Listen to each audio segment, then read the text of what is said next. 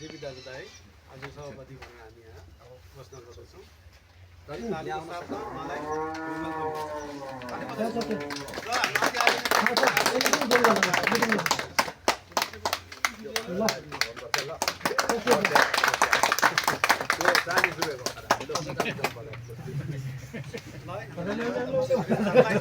कुचिन्छ भनेर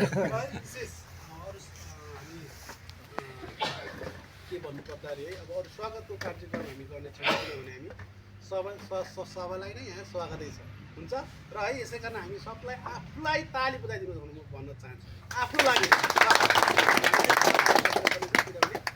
हामी सबैजना आजको यो भागीदारी छौँ है र हामीलाई स्वागत छ सबैजनालाई सो है हामी मिटिङ गर्न अगाडि हाम्रो धेरै एउटा एजेन्डाहरू छ एक दुईवटा त्यो हजुरको म समक्ष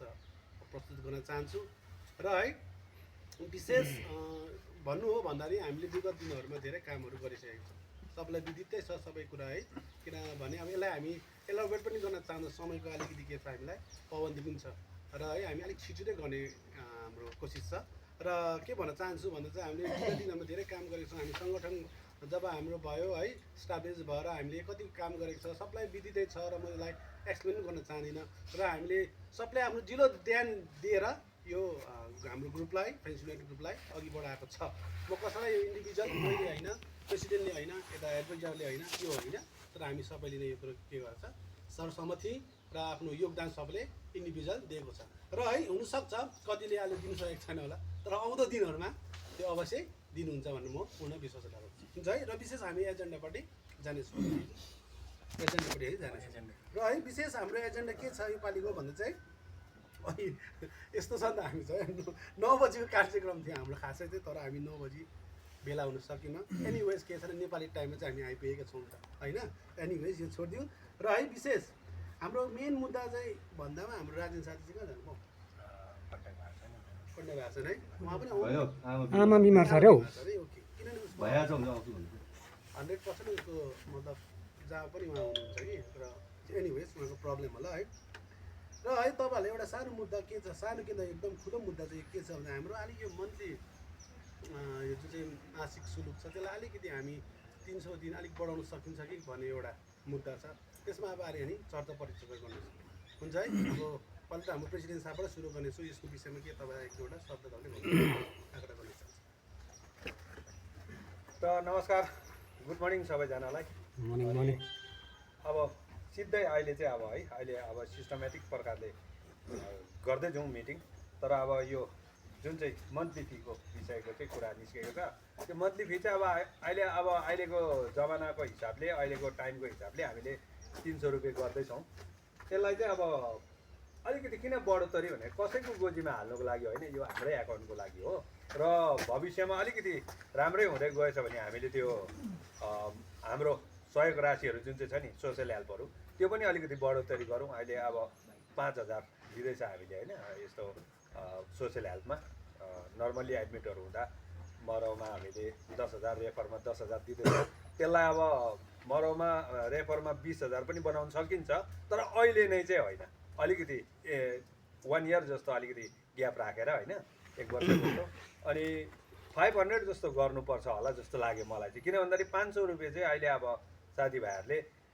साह्रो पर्छ हामी पनि फ्यामिली परिवार चलाउने मान्छे है सबैजना त्यही छ यहाँनिर कसै पनि परिवारको उयो छैन कसैले पनि 500 रुपियाँ बनाउँदाखेरि ठिकै छ त भन्ने सबैको छैन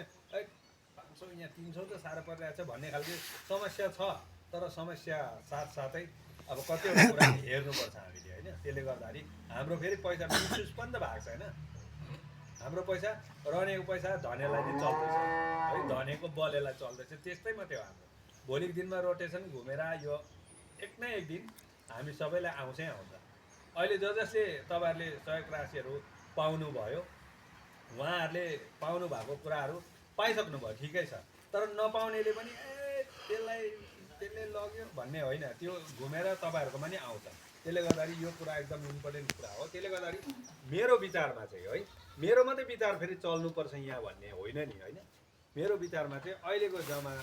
समय हेरेर चाहिँ पर्छ होला जस्तो लाग्यो अब यो चाहिँ प्रस्ताव तपाईँहरूलाई राखेको है तपाईँले सहमति गर्छ भने यो फेब्रुअरी 1 तारिकदेखि नै लागू गरौँ होइन फेब्रुअरी 1 तारिकदेखि नै लागू गरेर यसलाई कार्यान्वयनमा ल्याइहाल्नुपर्छ अलिकति संशोधन हुन्छ यो उयो चाहिँ यो हाम्रो कायदा कानुन जुन चाहिँ छ हाम्रो रुल्स एन्ड रेगुलेसनमा अलिकति फेरबदल हुन्छ यसलाई चाहिँ गरिहालौँ जस्तो लाग्छ किन भन्दाखेरि यो चाहिँ अब समयको हिसाबले त्यस्तो लागेको छ अब तपाईँहरूले पनि के भन्नुहुन्छ अब सबैले सहमति जताउँछ भने ठिकै छ नभए एज इट इज यो 300 मा 300 किन भन्दाखेरि कुनै पनि संस्थातिर हेर्दाखेरि पनि अलिकति 500 चाहिँ ठिकै जस्तो लाग्यो मन्थली साह्रो पर्दै ओर्दै भने जसो गर्दा यो त फेरि तपाईँहरूले यस्तो है दिनुपर्छ इन्सुरेन्स हो नि यो त एक हिसाबले हेऱ्यो भने त तपाईँहरूको आफ्नो इन्सुरेन्स हो त भोलिको दिनमा तपाईँलाई तर इन्सुरेन्स पनि 10 तारिकभन्दा चाहिँ अगाडि दिएको हुनुपर्छ 12 तारिक दिएको त फेरि इन्सुरेन्स चाहिँ इनभ्यालिड हो त्यो कानुन छ है